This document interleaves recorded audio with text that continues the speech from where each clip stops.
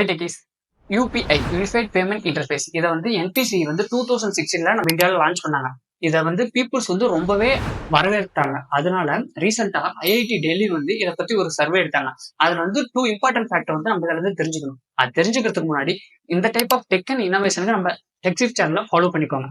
அந்த 2 என்னன்னா the dark psychology of money spending and smart money saving. அந்த dark psychology of money spendingங்கிறது வந்து நம்ம பையர்ஸ் வந்து ரொம்பவே இதனால அஃபெக்ட் ஆகுறாங்க.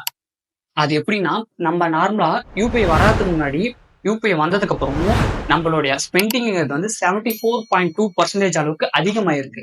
அதே போல அந்த செகண்ட் சொன்ன மாதிரி யாருக்கு அந்த சேவிங்னா நம்ம ரோட் சைட்ல இருக்கக்கூடிய அந்த ஸ்மால் ஸ்கேல் பிசினஸ்மேன்ஸ்க்கு வந்து இந்த யூபிஐ வந்ததுக்கு அப்புறம் ரொம்ப ஹெல்ப்ஃபுல்லா இருக்கு. அது எப்படின்னா, நம்ம நார்மலா ஒரு 10-20 ரூபி ஆர் 25 ரூபிக்கு ஒரு பர்ச்சேஸ் பண்றதுக்கு நம்ம கிட்ட சேஞ்ச் இல்லாதனால நம்ம வாங்காத போயிடும். பட் ஆனா யூபிஐ வந்ததுக்கு அப்புறம் அதை வந்து நம்ம பர்ச்சேஸ் பண்றதுனால அவங்களுடைய இம்ப்ரூவ்மெண்ட் வந்து யூபிஐ வராததுக்கு முன்னாடியும் யூபிஐ வந்ததுக்கு அப்புறம் 90% அளவுக்கு இம்ப்ரூவ்மெண்ட் ஆயிருக்கு.